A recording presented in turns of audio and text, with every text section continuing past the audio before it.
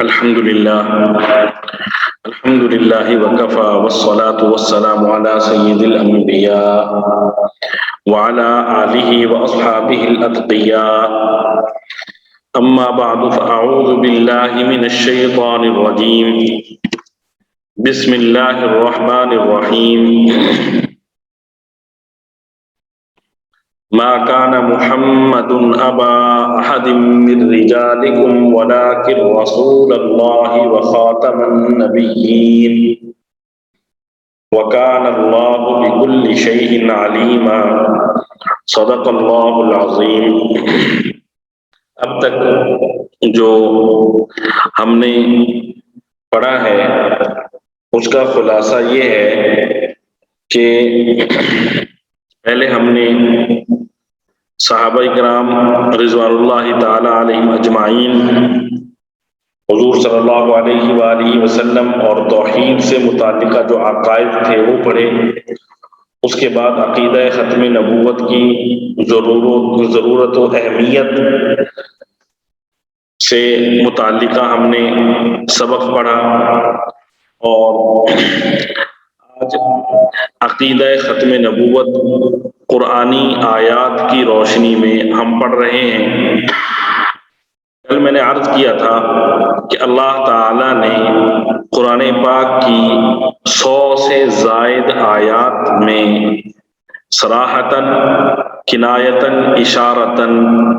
عقیدہ ختم نبوت کو ذکر فرمایا ہے۔ مختلف انداز، مختلف پیرایہ بیان سے اللہ تعالیٰ نے اس عقیدے کو واضح کیا ہے اور مسلمانوں کے دلوں میں اسے بٹھانے کی کوشش فرمائی ہے۔ سب سے واضح قرآنی آیت وہ سورہ احزاب کی آیت نمبر 40 ہے، جس میں صراحتاً اللہ تعالیٰ نے حضور صلی اللہ علیہ وآلہ وسلم کی ختم نبوت کا اعلان کرتے ہوئے ارشاد فرمایا: ما کان محمد ابا احد من رجالکم ولکن رسول اللہ وخاتم النبیین وکان اللہ بکل شیء علیما۔ محمد تمہارے مردوں میں سے کسی کے باپ نہیں ہے، لیکن اللہ کے رسول ہیں اور سب نبیوں کے ختم پر ہیں، اور اللہ تعالی ہر چیز کو خوب جانتا ہے۔ اس آیت میں اللہ تعالی نے جو ختم نبوت کا اعلان کیا ہے، اس کا پس منظر اگر ہمیں معلوم ہوگا تو اس سے مزید ہمارے لیے اس آیت کو سمجھنا اور اس آیت میں جن جن چیزوں کی طرف اللہ تعالیٰ نے اشارہ فرمایا ہے ان کو سمجھنا ہمارے لیے آسان ہو جائے گا۔ جب ہم قرآنی علوم اور قرآن پاک کی تشریح اور تفسیر پڑھتے ہیں تو کسی بھی قرآنی آیت کا جو نزول کا سبب ہوتا ہے اسے کہا جاتا ہے اس آیت کا شان نزول، کہ یہ آیت کس وجہ سے نازل ہوئی، کس سبب کی وجہ سے، کیا سبب بنا اس آیت کے نزول کا۔ تو یہ جو قرآن پاک کی سورہ احزاب کی آیت نمبر 40 ہے، اس کے نزول کا سبب یہ تھا کہ عرب معاشرے میں ایک بری رسم موجود تھی کہ لے پالک بیٹے کو حقیقی بیٹا سمجھا جاتا تھا۔ آج کل بھی ہمارے ہاں یہ جہالت چل رہی ہے کہ لوگ کسی کو اپنا منہ بولا بیٹا یا لے پالک بیٹا بنا لیتے ہیں، اور اس کی ولدیت کا جو خانہ ہوتا ہے اس میں جو لے پالک باپ ہوتا ہے اس کا نام لکھ دیا جاتا ہے۔ تو اللہ تعالیٰ نے سورہ احزاب کی ابتدائی آیات میں واضح کیا ہے کہ جو آبائی یا نسبی نسبت ہے وہ حقیقی والدین کی طرف کرنا ضروری ہے۔ لے پالک باپ کی طرف نسبت کرنا اور اس کو والد ظاہر کرنا جائز نہیں ہے، حرام ہے۔ تو عرب معاشرے میں لے پالک بیٹے کو حقیقی بیٹا سمجھا جاتا تھا، اور تمام معاملات میں، تمام احکام میں اس پر حقیقی بیٹے کے احکام جاری کیے جاتے تھے، حتیٰ کہ مرنے کے بعد وراثت اور حلت و حرمت، رشتہ ناتا وغیرہ تمام احکام میں لے پالک کو حقیقی بیٹا تصور کیا جاتا تھا۔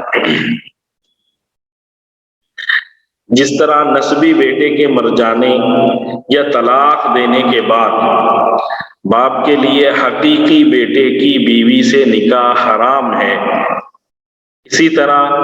وہ لے پالک بیٹے کی طلاق یافتہ یا بیوہ بیوی سے نکاح کو حرام سمجھتے تھے۔ اللہ تعالیٰ نے اس آیت کے ذریعے عرب کی اس قبیح رسم کا خاتمہ فرمایا۔ حضرت زید بن حارث رضی اللہ عنہ حضور صلی اللہ علیہ وآلہ وسلم کے غلام تھے۔ حضور صلی اللہ علیہ وآلہ وسلم نے انہیں آزاد کر کے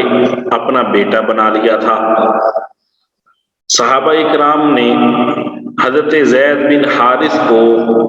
زید بن محمد کہنا شروع کر دیا تھا، عرب کے رواج کے مطابق۔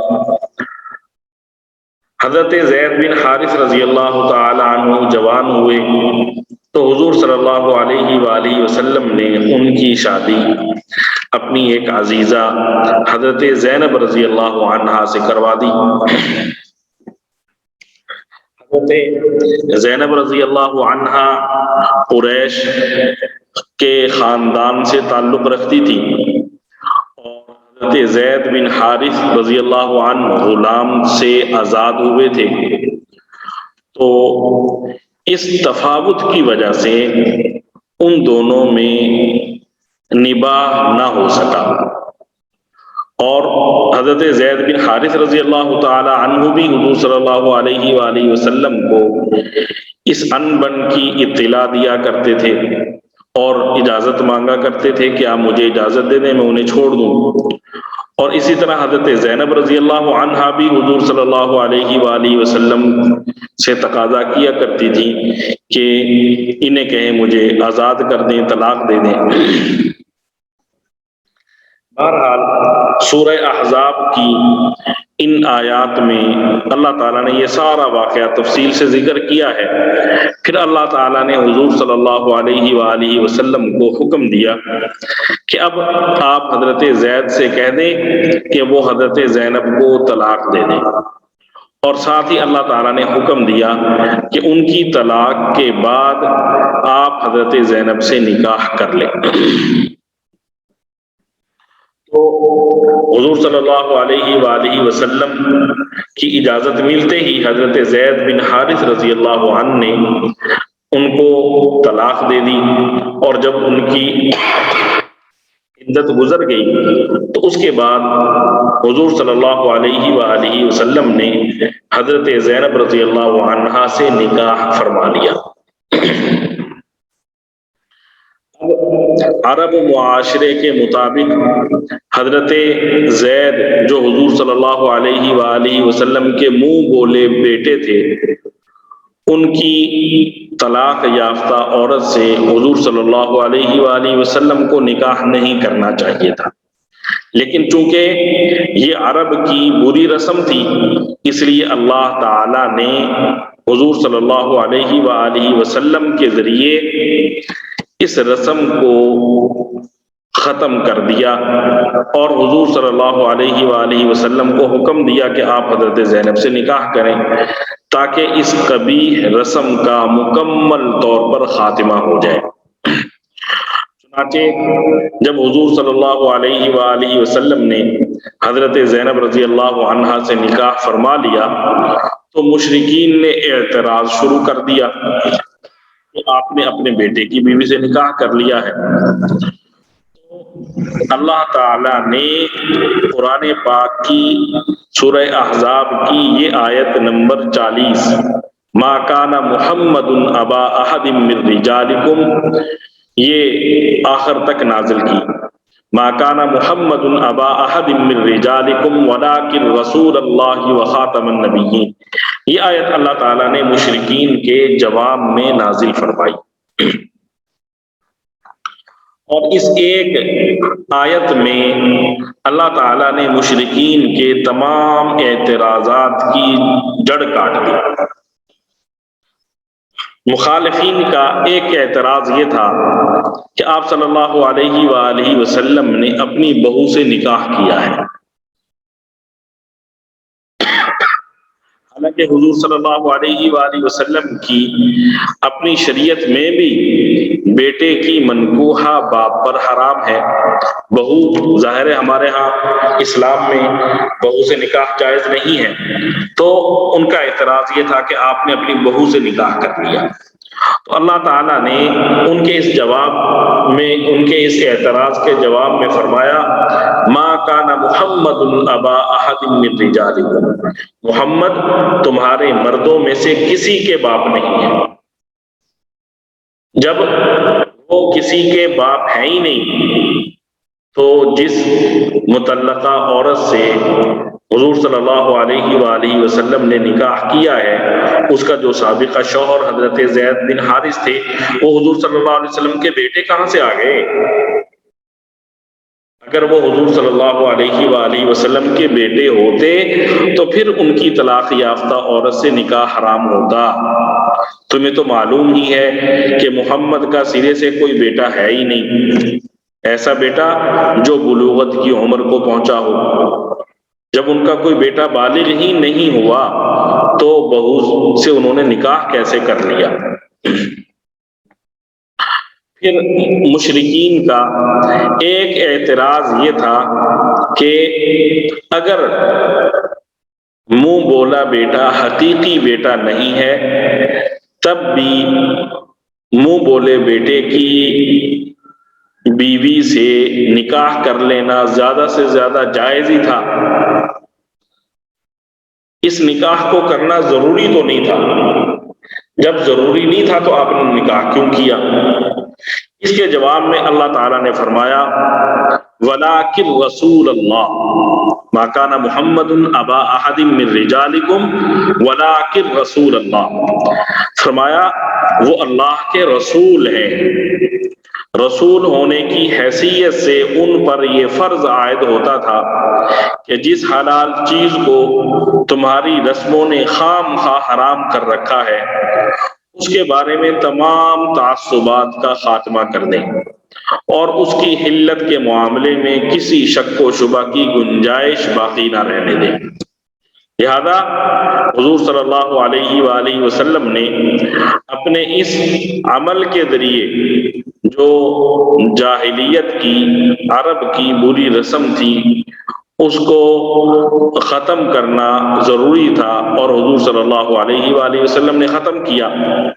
پھر اللہ تعالیٰ نے مزید تاکید کے لیے فرمایا وَخَاتَمَ النَّبِيِّينَ، اور وہ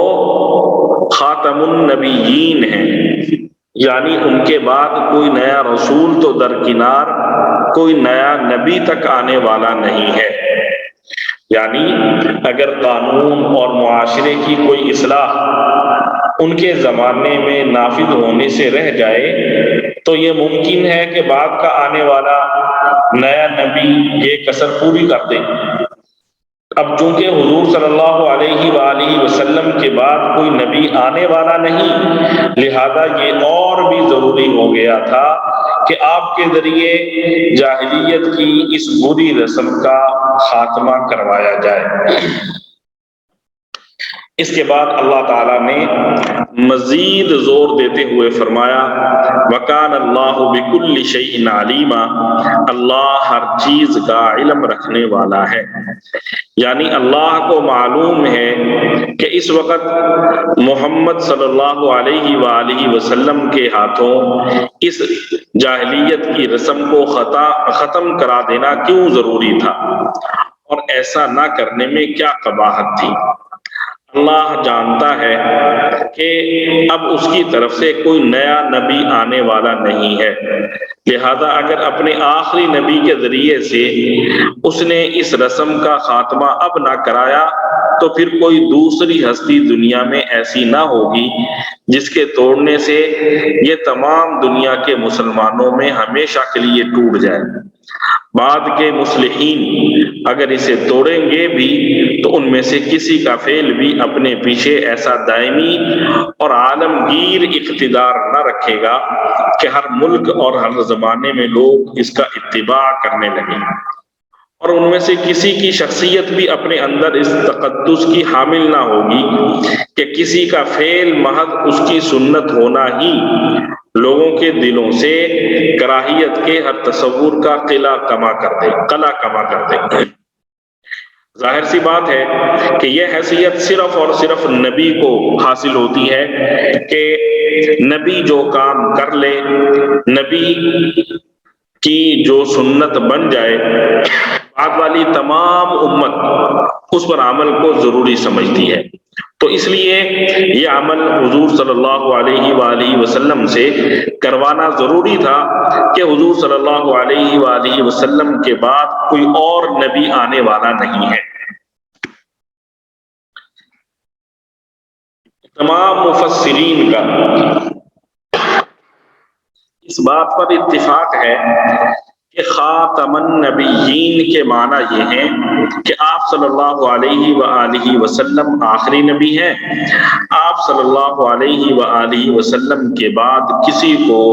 منصب نبوت پر فائز نہیں کیا جائے گا۔ یہ خاتم کا جو لفظ ہے یہ خاتمہ سے بنا ہے، اور خاتمہ کا جو لفظ ہے یہ قرآن پاک کی متعدد آیات میں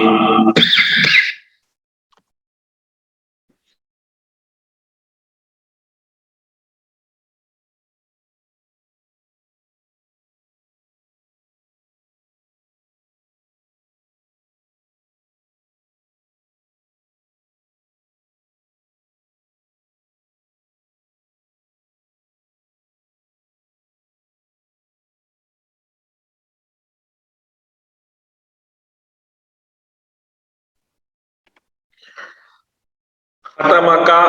جو لفظ ہے یہ قرآن پاک کی متعدد آیات میں مختلف مقامات پر کئی طرح سے استعمال ہوا ہے۔ خاتمہ کا معنی ہوتا ہے کسی چیز کو اس طرح بند کرنا کہ اندر والی چیز باہر نہ جا سکے اور باہر والی چیز اندر نہ جا سکے، اندر والی چیز باہر نہ آ سکے اور باہر والی چیز اندر نہ جا سکے۔ مثال کے طور پہ قرآن پاک میں موجودہ ترتیب کے لحاظ سے سب سے پہلے اللہ تعالیٰ نے پہلے پارے سورہ بقرہ میں اس کو اللہ تعالیٰ نے استعمال کیا، الفاظ ہیں ختم اللہ علی قلوبہم، پہلا رکوع ہے، تو وہاں پہ اس کا مطلب یہ ہے کہ کفار کے دلوں پر اللہ نے مہر لگا دی ہے، اب ایمان ان کے دلوں میں داخل نہیں ہو سکتا اور کفر ان کے دلوں سے باہر نہیں نکل سکتا۔ اسی طرح یہ جو آیت ہے قرآن پاک کی ما کان محمد ابا احد من رجالکم ولکن رسول اللہ وخاتم النبیین، اس آیت میں خاتم النبیین کا مطلب یہ ہے کہ دائرہ نبوت میں جتنے نبی آنے تھے وہ آ چکے، اب دائرہ نبوت میں نیا نبی نہیں آ سکتا، اسی طرح دائرہ نبوت سے کوئی نبی باہر نہیں جا سکتا، یعنی دائرہ نبوت مکمل طور پر بند ہو چکا، اب اس میں کسی قسم کی کمی زیادتی نہیں ہوگی۔ لہذا حضور صلی اللہ علیہ وآلہ وسلم کے بعد کوئی نیا نبی نہیں آ سکتا۔ حضور صلی اللہ علیہ وآلہ وسلم نے اس آیت کی تشریح کیا فرمائی؟ خاتم النبیین کی تشریح حضرت ثوبان رضی اللہ تعالیٰ عنہ سے روایت ہے، وہ فرماتے ہیں کہ حضور صلی اللہ علیہ وآلہ وسلم نے فرمایا، میری امت میں 30 جھوٹے پیدا ہوں گے، ہر ایک یہی کہے گا کہ میں نبی ہوں۔ پھر فرمایا وَأَنَا خَاتَمُ النَّبِيِّينَ، حالانکہ میں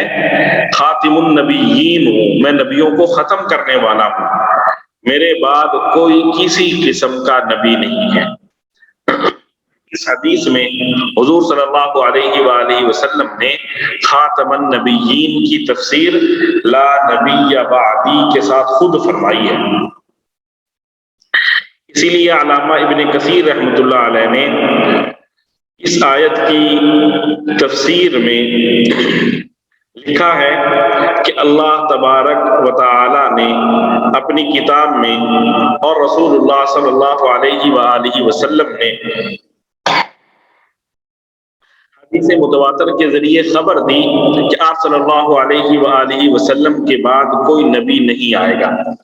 تاکہ لوگوں کو معلوم رہے کہ آپ صلی اللہ علیہ وآلہ وسلم کے بعد جس نے بھی اس مقام نبوت کا دعویٰ کیا وہ بہت جھوٹا، بہت بڑا افتراء پرداز، بڑا ہی مکار اور فریبی، اور خود بھی گمراہ ہوگا اور دوسروں کو بھی گمراہ کرنے والا ہوگا، اگرچہ وہ خارق عادت اور شعبدہ بازی دکھائے اور مختلف قسم کے جادو اور طلسماتی کرشموں کا مظاہرہ کرے۔ یعنی علامہ ابن کثیر رحمۃ اللہ علیہ لکھ رہے ہیں کہ یہ واضح کر دیا گیا تاکہ لوگ کسی کے دھوکے میں نہ آ سکے، اور کوئی اس قسم کی بات کرے تو لوگوں کو پتا ہو کہ یہ آدمی جھوٹ بول رہا ہے، یہ آدمی فراڈی لگا رہا ہے۔ صحابہ کرام رضوان اللہ تعالی علیہم اجمعین سے بھی خاتم النبیین کی تفسیر میں اسی قسم کی بات منقول ہے۔ حضرت ابو سعید خدری رضی اللہ تعالیٰ عنہ فرماتے ہیں کہ حضور صلی اللہ علیہ وآلہ وسلم نے فرمایا، میری اور انبیاء کی مثال ایسے ہے جیسے ایک آدمی گھر بنائے اور اسے مکمل کر دے مگر ایک اینٹ کی جگہ چھوڑ دے۔ میں آیا تو میں نے اس اینٹ کو مکمل کر دیا۔ تو حضرت ابو سعید خدری رضی اللہ تعالی عنہ خاتم النبیین کی تفسیر میں فرما رہے ہیں کہ حضور صلی اللہ علیہ وآلہ وسلم نے فرمایا کہ جیسے کوئی شخص گھر بناتا ہے اور گھر کی تعمیر مکمل ہو جائے، اور گھر کی تعمیر مکمل ہونے کے بعد اس میں صرف ایک اینٹ کی جگہ رہ جائے، تو وہ جگہ اگر وہ اینٹ اس جگہ پر رکھ دی جائے تو کہا جاتا ہے اب اس گھر کی تعمیر مکمل ہو گئی، اس میں کسی قسم کا کوئی نقص نہیں ہے۔ تو اسی طرح فرمایا نبوت کی جو عبارت تھی اللہ تعالیٰ نے میرے ذریعے اس کو مکمل کر دیا، اب اس میں کسی قسم کی کوئی خامی، کوئی کمی زیادتی نہیں ہو سکتی۔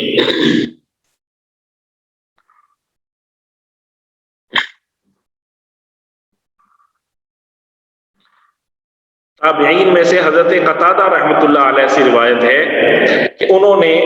اس آیت کی تفسیر میں فرمایا، لیکن آپ صلی اللہ علیہ وآلہ وسلم اللہ کے رسول اور خاتم النبیین یعنی تمام نبیوں کے آخری نبی ہیں۔ اسی طرح حضرت حسن بصری رحمۃ اللہ علیہ اس آیت کی تفسیر میں فرماتے ہیں کہ اللہ تعالیٰ نے تمام انبیاء کو حضرت محمد مصطفیٰ صلی اللہ علیہ وآلہ وسلم پر ختم کر دیا، اور آپ صلی اللہ علیہ وآلہ وسلم ان رسولوں میں سے جو اللہ کی طرف سے مبعوث ہوئے تھے آخری رسول ٹھہرے۔ کیا اس جیسی صراحتوں کے بعد بھی کسی شک یا تعویل کی گنجائش ہے؟ اور بروزی یا ذلی کی کوئی تعویل چل سکتی ہے؟ علامہ سید محمود آلوسی رحمۃ اللہ علیہ مشہور مفسر ہیں، روح المعانی کے نام سے ان کی تفسیر ہے، وہ اس آیت کی تفسیر میں لکھتے ہیں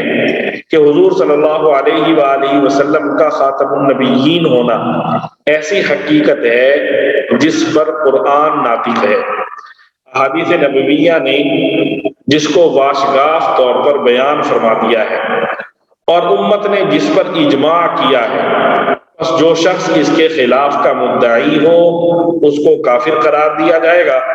اور اگر وہ اس پر اصرار کرے تو اس کو قتل کیا جائے گا۔ یہ علامہ آلوسی رحمۃ اللہ علیہ اپنی کتابیں لکھ رہے ہیں۔ اسی طرح حافظ ابن کثیر کا رحمۃ اللہ علیہ کا حوالہ پہلے بھی گزرا، انہوں نے مزید اس آیت کی تفسیر میں لکھا ہے کہ یہ آیت اس مسئلہ میں نص ہے کہ حضور صلی اللہ علیہ وآلہ وسلم کے بعد کوئی نبی نہیں، اور جب آپ صلی اللہ علیہ وآلہ وسلم کے بعد کوئی نبی نہیں تو رسول بدرجہ اولا نہیں ہو سکتا،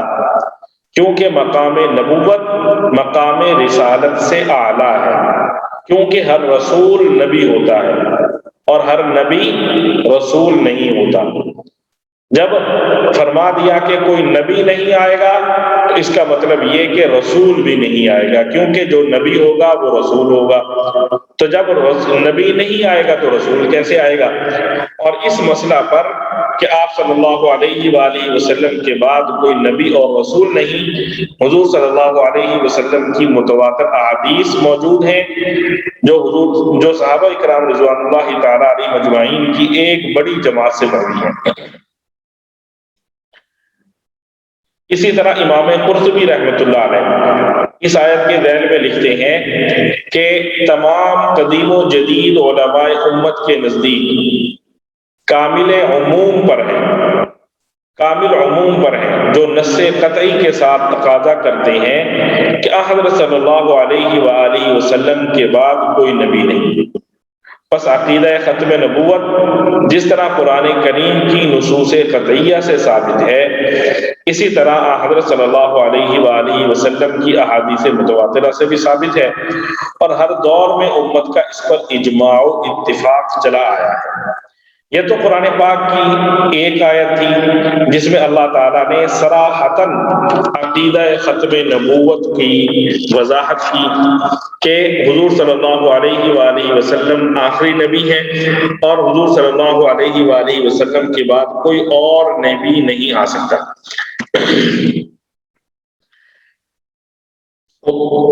قرآن پاک کی دوسری آیت جس سے واضح ہوتا ہے کہ حضور صلی اللہ علیہ وآلہ وسلم اللہ تعالیٰ کے آخری نبی ہیں اور حضور صلی اللہ علیہ وآلہ وسلم کے بعد کوئی اور نبی نہیں آ سکتا، یہ سورہ مائدہ کی آیت نمبر 3 ہے۔ آیت نمبر 3 کا ایک حصہ ہے، ایک ٹکڑا، ایک جملہ۔ اللہ تعالیٰ نے فرمایا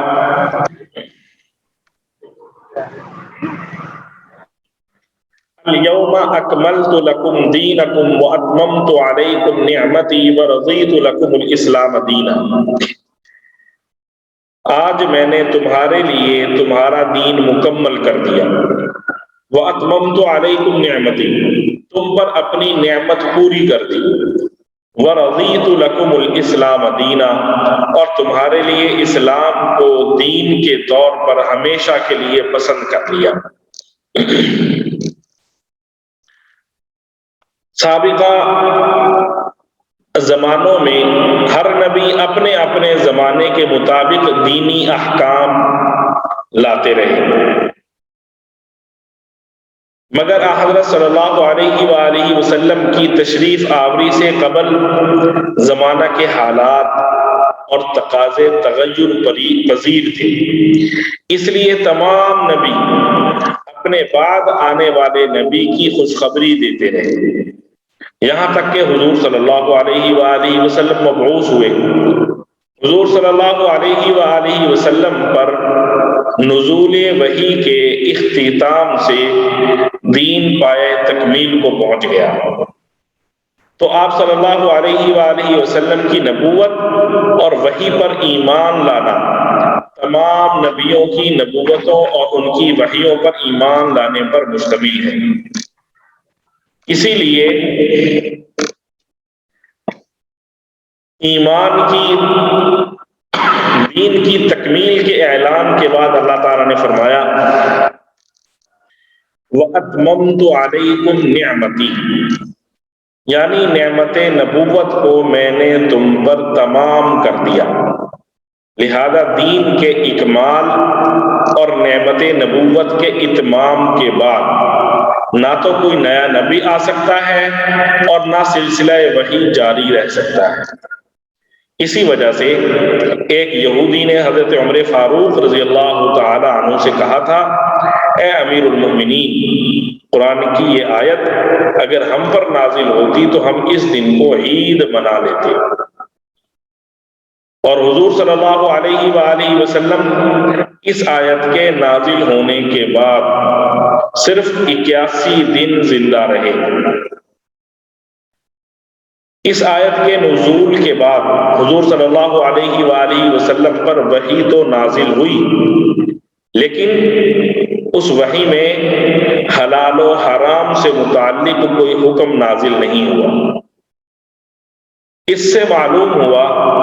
کہ آپ صلی اللہ علیہ وآلہ وسلم آخری نبی اور آپ صلی اللہ علیہ وآلہ وسلم پر نازل شدہ کتاب کامل و مکمل آخری کتاب ہے۔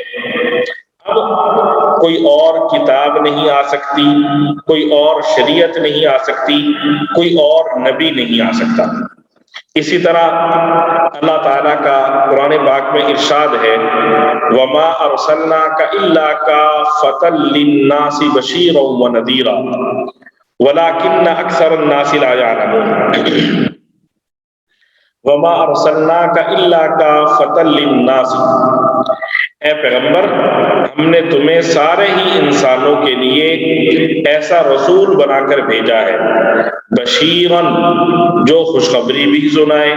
ونذیرن اور خبردار بھی کرے، ولیکن اکثر الناس لا یعلمون لیکن اکثر لوگ سمجھ نہیں رہے۔ اسی طرح ایک اور آیت میں اللہ تعالیٰ کا ارشاد ہے قُلْ يَا أَيُّهَا النَّاسُ إِنِّي رَسُولُ اللَّهِ إِلَيْكُمْ جَمِيعًا، اے رسول ان لوگوں سے کہو کہ اے لوگوں میں تم سب کی طرف اس اللہ کا بھیجا ہوا رسول الذی لہ ملک السماوات والارض، جس کے قبضے میں تمام آسمانوں اور زمین کی سلطنت ہے۔ یہ دونوں آیتیں، پہلی آیت میں اللہ تعالیٰ نے فرمایا وَمَا أَرْسَلْنَاكَ إِلَّا كَافَّةً لِلنَّاسِ بَشِيرًا وَنَذِيرًا، ہم نے آپ کو تمام لوگوں کے لیے بشیر اور نذیر بنا کر بھیجا ہے۔ اور دوسری آیت میں فرمایا قُلْ يَا أَيُّهَا النَّاسُ إِنِّي رَسُولُ اللَّهِ إِلَيْكُمْ جَمِيعًا، اے لوگو میں اللہ کا پیغمبر ہوں تم سب کی طرف۔ تو یہ دونوں آیتیں صاف اعلان کر رہی ہیں کہ حضور صلی اللہ علیہ وآلہ وسلم بغیر استثناء کے تمام انسانوں کی طرف رسول بن کر تشریف لائے، جیسا کہ خود حضور صلی اللہ علیہ وآلہ وسلم نے وضاحت کی ہے انا رسول من ادرکت حیا ومن یولد بعدی، میں اس کے لیے بھی اللہ کا رسول ہوں جس کو اس کی زندگی میں پالو، ومن یولد بعدی اور اس کے لیے بھی رسول ہوں جو میرے بعد پیدا ہو۔ ان آیتوں سے یہ بات واضح ہے کہ آپ صلی اللہ علیہ وآلہ وسلم کے بعد کوئی نبی نہیں ہو سکتا۔ قیامت تک آپ صلی اللہ علیہ وآلہ وسلم ہی صاحب الزمان رسول ہیں۔ بالفرض اگر آپ صلی اللہ علیہ وآلہ وسلم کے بعد کوئی نبی آئے تو پھر حضور صلی اللہ علیہ وآلہ وسلم کافۃ للناس تمام لوگوں کی طرف آپ کو رسول بنا کر نہیں بھیجا جا سکتا، بلکہ براہ راست مستقل طور پر اسی نبی پر اور اس کی وحی پر ایمان لانا اور اس کو اپنی طرف اللہ کا بھیجا ہوا اعتقاد کرنا فرض ہوگا۔ یعنی اگر یہ ممکن ہو کہ آپ کے بعد کوئی نبی آنے والا ہے تو پھر ایسی صورت میں جو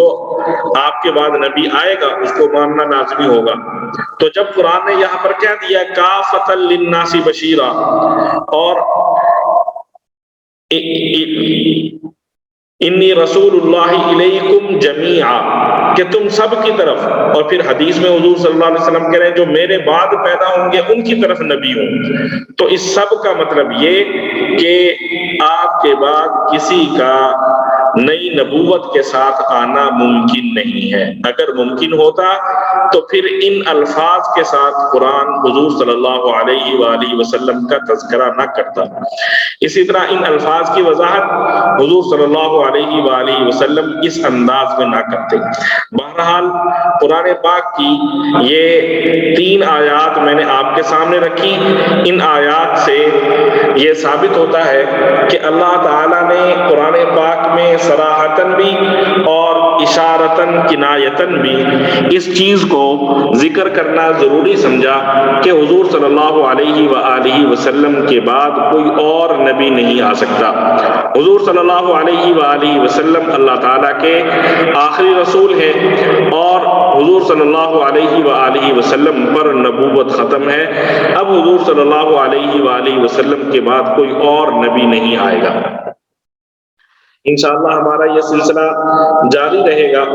اور آپ کے سامنے مزید قرآنی آیات اور حضور صلی اللہ علیہ وآلہ وسلم کی احادیث پیش کی جائے گی، اور اسی طرح ان آیات سے متعلقہ قادیانیوں کے جو اعتراضات ہیں وہ بھی پیش کیے جائیں گے، اور ان کے جوابات بھی پیش کیے جائیں گے،